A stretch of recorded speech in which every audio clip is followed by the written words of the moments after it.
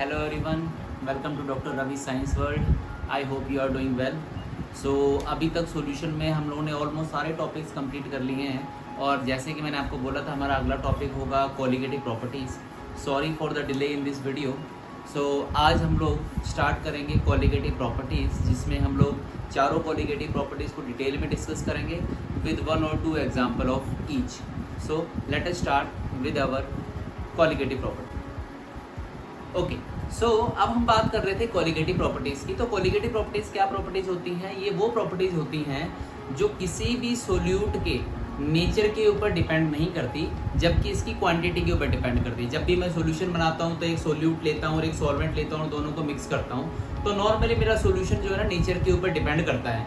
लेकिन colligative properties कुछ ऐसी प्रॉपर्टीज़ होती हैं जो नेचर के ऊपर डिपेंड नहीं करती. सोल्यूट चाहे मेरा पोलर हो, नॉन पोलर हो, हाइड्रोजन बॉन्डेड हो, कैसा भी हो, डजेंट मैटर, मुझे बस उसकी क्वांटिटी से मतलब होता है. अब इसका यूज़ क्या है, क्यों हम ऐसा कह रहे हैं? Because colligative properties are very important. इनका यूज़ क्या है? ये यूज़ होती हैं जब मुझे किसी भी अननोन कंपाउंड का मॉलिक्यूलर मास निकालना हो. सपोज मैं कहूँ कि किसी साइंटिस्ट को कोई अननोन कंपाउंड मिला, मुझे नहीं पता इसके क्या मॉलिक्यूलर मास होगा, तो उसका मॉलिक्यूलर मास निकालने के लिए मैं इन कोलिगेटिव प्रॉपर्टीज़ का यूज़ करूँगा. तो टोटल 4 कोलिगेटिव प्रॉपर्टी हमारे सिलेबस में है. तो सबसे पहली कोलिगेटिव प्रॉपर्टी से स्टार्ट करते हैं जो है मेरी relative lowering of vapour pressure. Relative lowering of vapour pressure को एक्सप्लेन करने के लिए मैं एक छोटा सा एक्सपेरिमेंट में समझाता हूँ. मान लो कि मेरे पास एक सॉल्वेंट है. अब हमें पता है कि सॉल्वेंट है तो ऑब्वियसली सॉल्वेंट का, मान लो कोई ए सॉल्वेंट है तो ऑब्वियसली सॉल्वेंट का कोई वेपर प्रेशर होगा PA0. PA0 will be vapour pressure of pure solvent. ठीक है, इसके अंदर मैं कोई एक WD ग्राम सोल्यूट ऐड कर रहा हूँ. WB is the mass of the solute which I am adding this. अब होता क्या है, ये मेरा वोलेटाइल कंपोनेंट है और जो सोल्यूट है वो मेरा क्या है, नॉन वोलेटाइल है. ये नॉन वोलेटाइल है. जब मैं एक नॉन वोलेटाइल सोल्यूट को एक वोलेटाइल सॉल्वेंट के अंदर मिक्स करता हूँ तो क्या होता है, इसके जो वेपर्स होंगे ना वो क्या होंगे बेटा, कम हो जाएंगे. थोड़ा सा डिप्रेशन आ जाएगा, थोड़ा सा कम हो जाएंगे, वेपर प्रेशर कम हो जाएगा. और इसी वेपर प्रेशर के कम होने से हम क्या करेंगे, मॉलिक्यूलर मास को डिटरमाइन कर लेंगे. तो ये प्रॉपर्टी मुझे क्या बताती है, ये बताती है कि जितना वेपर प्रेशर कम होगा ना वो डायरेक्टली प्रोपोर्शनल होगा किसके, मोल फ्रैक्शन के. That means the change in the vapour pressure of this component will be equal to mole fraction. ठीक है, ये मोल फ्रैक्शन के इक्वल होगा. अब हम मान के चल रहे हैं कि PA0 was the initial vapour pressure, तो हम सीधा क्या लिखेंगे, लेट PA डेल्टा PA. तो पहले कितना था, पहले था हमारा PA0, बाद में सपोज मैं कहता हूँ बाद में मेरा ये हो गया PA. ठीक है, PA is the vapour pressure of the solution. जब मेरा, क्योंकि देखो सॉल्वेंट का तो कोई वेपर प्रेशर होगा नहीं तो यहाँ का इसका कोई रोल ही नहीं होगा, तो ये हो जाएगा PA0 minus PA is delta PA. Now according to Raoult's law, Raoult's law के अकॉर्डिंग मुझे पता है कि PA is equal to PA0 into XA. PA0 into XA. मैं इस डेरिवेशन को प्रूव कर रहा हूँ, देखना. PA0 इंटू XA, तो PA0 तो PA0 हो गया और PA की जगह पे मेरा आ गया PA0 इंटू XA. अब मैं इसको कॉमन ले लूँगा. PA0 is equal to 1 minus XA is delta PA. Delta P.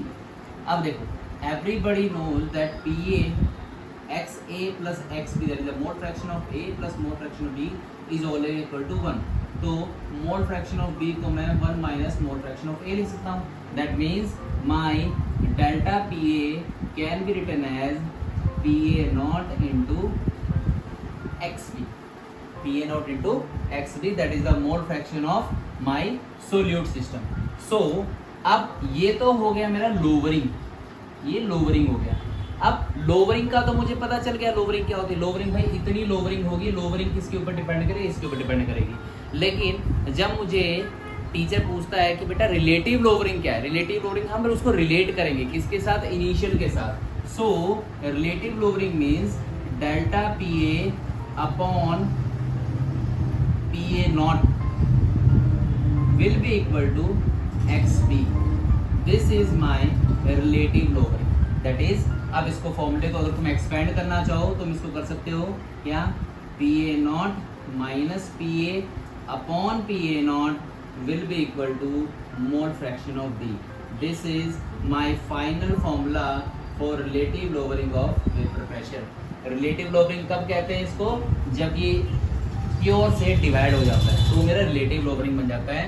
और जो मेरा रिलेटिव लोअरिंग है वो डिपेंड किसके ऊपर करता है, मोल फ्रैक्शन ऑफ सोल्यूट के ऊपर डिपेंड करता है. अब इस सिस्टम को जब हम डिटेल में स्टडी करेंगे तो मैं इसको यहाँ पे लिखूँ, थोड़ा सा यहाँ पे एलिब्रेट करूँ, तो मुझे पता है कि P A naught minus P A upon P A naught will be equal to, what is the formula for mole fraction of B, that is number of moles of B divided by number of moles of B plus number of moles of A. अब देखो यहाँ से अगर मुझे B का molecular mass निकालना है तो मैं MB की वैल्यू निकालूंगा, WA और MA और WB वगैरह सब कुछ मुझे गिवन होगा. So this is how we are going to determine the relative lowering of vapor pressure using this system. अब इसका क्या यूज है समझो. सपोज मुझे कोई एक अननोन कंपाउंड मिला, अननोन कंपाउंड मैंने एक सोल्यूट या सॉल्वेंट सिस्टम ले लिया. सपोज मैं सॉल्वेंट क्या, तो मैंने बेंजीन ले लिया, टोलुइन ले लिया, ठीक है. उसका प्योर का वेपर प्रेशर मुझे पता था, मुझे पता है. मैंने उसके अंदर देखा कि 2 ग्राम कोई कंपाउंड डाल दिया, उसके अंदर डालने के बाद मुझे पता चला उसका वेपर प्रेशर इतना हो गया. वो भी हम इजीली कैलकुलेट कर सकते हैं. ये भी पता है, ये भी पता है, कितना मास लिया ये भी पता है, सॉल्वेंट का क्या मास लिया वो भी पता है, उसका मोलिकुलर मास है ये भी पता है, सब कुछ पता है, तो हम MB इजीली निकाल सकते हैं. So this was the first and the initial property that is known as the relative lowering of vapor pressure. अब इसका क्या यूज है, जैसे एक एग्जांपल करते हैं हम लोग. Let us solve it by an example. We'll take an example. Example के तौर पे हम लिखते हैं कि find the vapor pressure of solution. मतलब कि वेपर प्रेशर ऑफ सॉल्यूशन बताना है. सॉल्यूशन कैसे, मतलब पीए बताना है, एक तरह से हम कह सकते हैं. वेपर प्रेशर ऑफ सॉल्यूशन बताना है if 4 gram NaOH is added in 18 gram water. साथ में गिवन होगा vapour pressure of water, pure water का वेपर प्रेशर. सपोज तुम लोगों को क्या मैं कहूँ 100 ATM गिवन है, 100 एटमॉस्फेयर तुम्हें प्योर सॉल्वेंट का वेपर प्रेशर गिवन है. तो ये तुम्हारा हो गया पी ए नॉट. अब हम फॉर्मूला रखेंगे, क्या रखेंगे, P A naught minus P A upon P A naught will be equal to W B upon M B divide by W B upon M B plus W A by M A. जब इस system को हम solve करेंगे, P A naught की value मेरे पास है, P A naught की वैल्यू क्या है, वो है 100 माइनस पी ए जो कि मुझे निकालना है डिवाइड बाई 100. डब्ल्यू भी मुझे गिवन है 4 ग्राम, मोलिकुलर मास NaOH का 40 होता है, तो ये 4/40 प्लस डब्ल्यू ए वाटर का मोलिकुलर गिवन मास कितना दिया हुआ 18 ग्राम, और वाटर का मोलिकुलर मास भी मुझे पता है कितना होता है 18 ही होता है. तो ऑब्वियसली ये तो 1 मोल आ गया, और ये आ गया तुम्हारा कितना 0.1, और ये भी आ गया तुम्हारा 0. तो ये हो गया 0.1 divide by 1.1. 100 minus P A into 100. इस 100 को उधर लेके जाएंगे तो 100 minus P A is equal to 0.1 into 100 divide by 1.1. 1.1 से इसको सॉल्व कर लेंगे तो ये हो जाएगा 100/11 आ जाएगा. अब इसको सॉल्व करेंगे, पी ए को इधर ले जाओ, 100/11 को उधर लेके जाओ, तो P A will be equal to 100 minus 100/11. Solve करोगे तो ये हो जाएगा तुम्हारा 1100 माइनस 100/11 दैट इज 1000/11. सॉल्व करोगे तो ये हो जाएगा 99.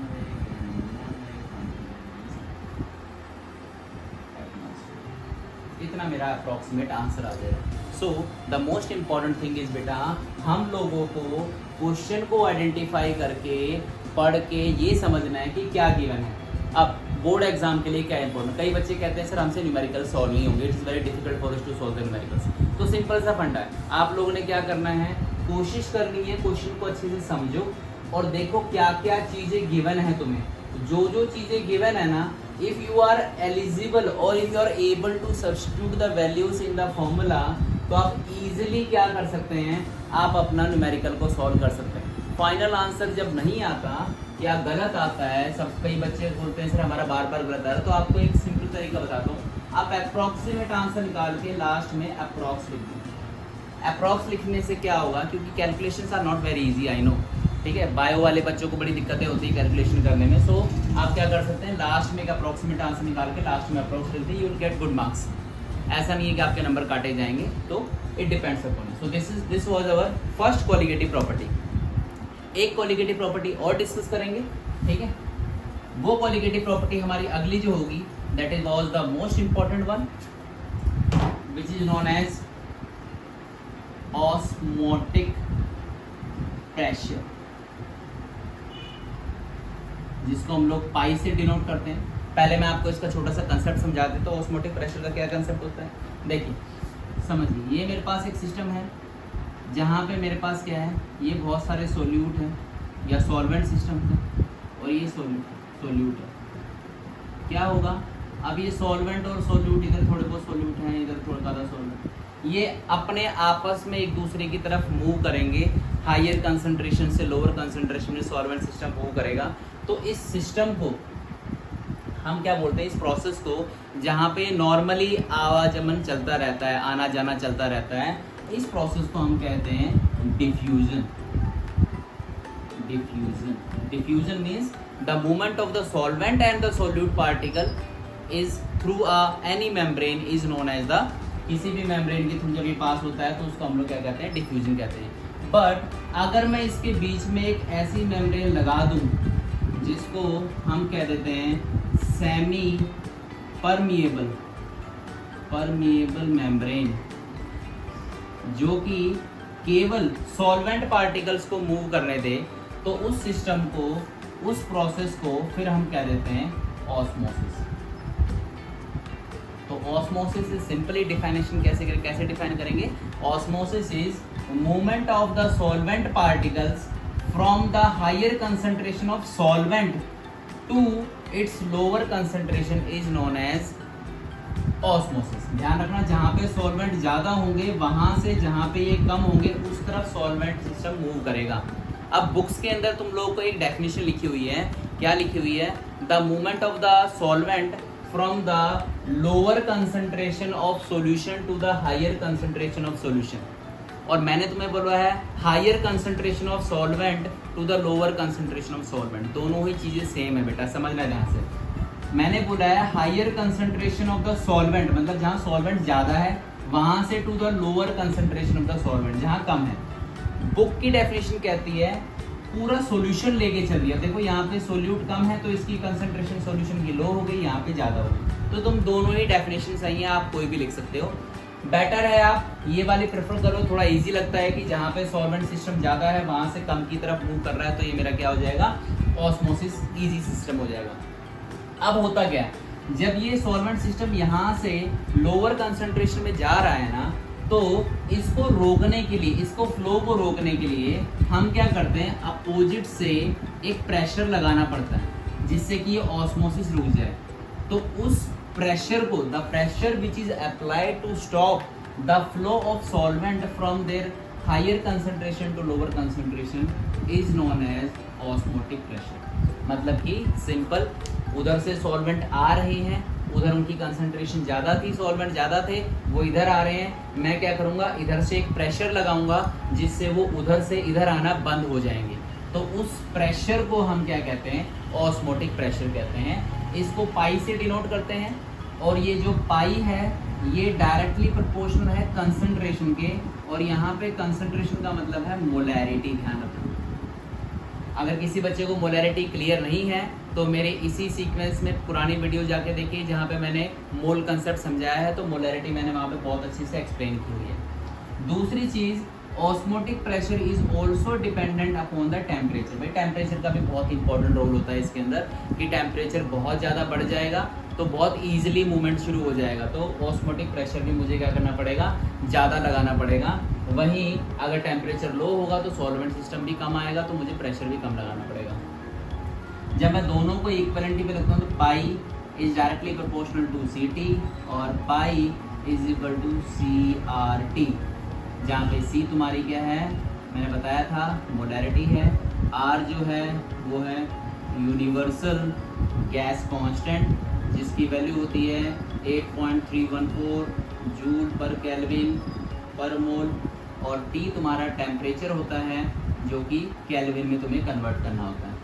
इसी फॉर्मूला को जब मैं मास ऑफ सोल्यूट और सॉल्वेंट के हिसाब से एलिब्रेट करूँगा तो it can be written as pi is equal to WB upon MB into volume into 1000 into R into T।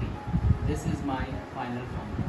मैं कहूँ कि भाई मेरे पास कुछ अमाउंट है सोल्यूट का, मैं कहूँ 2 ग्राम सोल्यूट है जो 100 ml सॉल्यूशन में डिजॉल्व है, ठीक है, और इतने टेम्परेचर पे बताओ ऑस्मोटिक प्रेशर क्या होगा। तो by using this formula we can easily calculate. अब सबसे इंपॉर्टेंट चीज, जो 4 क्वालिटेटिव प्रॉपर्टी है ना, चारों क्वालिटेटिव प्रॉपर्टीज में से osmotic pressure is one of the best qualitative property to determine the molecular mass of unknown compound.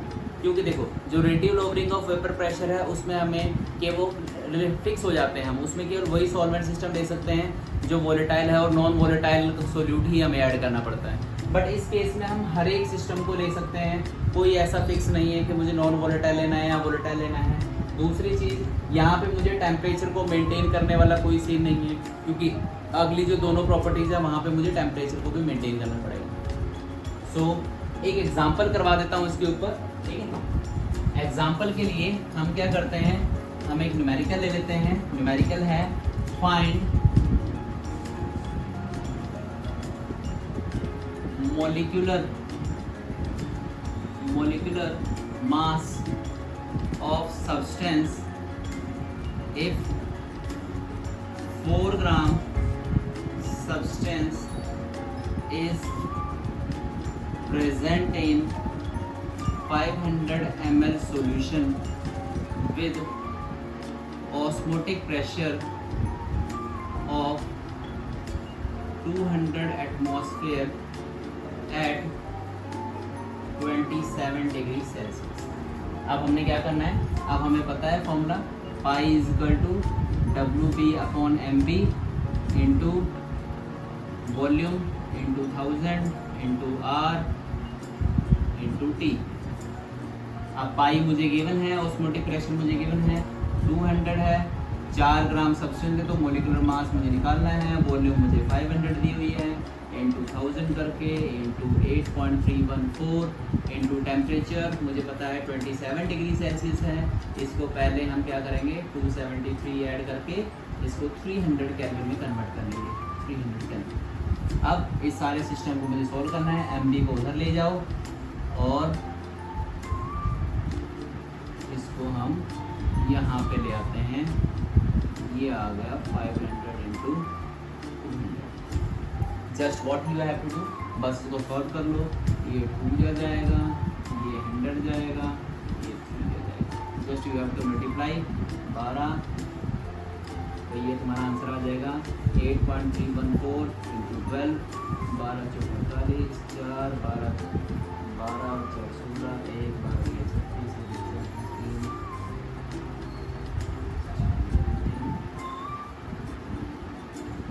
3 99 point this much gram is my molecular mass. So this is how we are going to calculate the mass. इस case में हो सकता है आपको molecular mass भी दिया हो और आपको मास भी दिया हो और आपको ऑस्मोटिक प्रेशर निकालने के लिए दे सकते हैं, तो you can use this. So this is all about today's 2 qualitative properties. Students, अगर आपको मेरी वीडियो सही लग रही हैं, पसंद आ रही हैं, if you are liking this please like share and subscribe my channel. और अगला हम टॉपिक शुरू करेंगे अगली 2 क्वालिटेटिव प्रॉपर्टीज़ जो हमारी होंगी depression freezing point and elevation boiling point. Thank you so much for watching.